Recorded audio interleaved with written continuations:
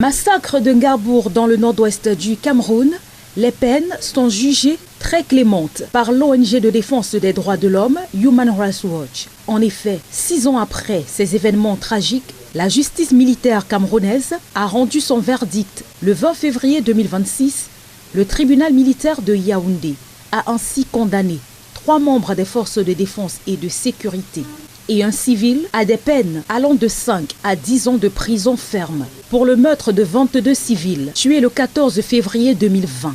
Baba Guida, Gilbert Aranga et Cyril Sanding, ainsi que Tata Fort, alias Boulette, jugés par contumace, ont également écopé d'amende de 183 100 francs CFA chacun. Aranga et Fort ont été condamnés à 10 ans de prison, Guida à 8 ans et Sanding à 5 ans. Ce dernier ayant déjà purgé sa peine, sa libération est imminente, indique Human Rights Watch, qui dénonce des peines relativement clémentes au regard de la gravité des faits et fustige l'absence de poursuite contre les officiers supérieurs ayant planifié ou autorisé l'opération. Selon l'organisation, le parquet n'a engagé aucune enquête sur la chaîne de commandement, alors que les avocats, pour interjeter appel, disposent de 10 jours à compter de la date de la publication officielle du verdict. Les familles se disent épuisées par une procédure longue de plus de 5 ans. Pour Human Rights Watch, le verdict ne répond ni à l'exigence de justice ni au droit à réparation consacré par le pacte international relatif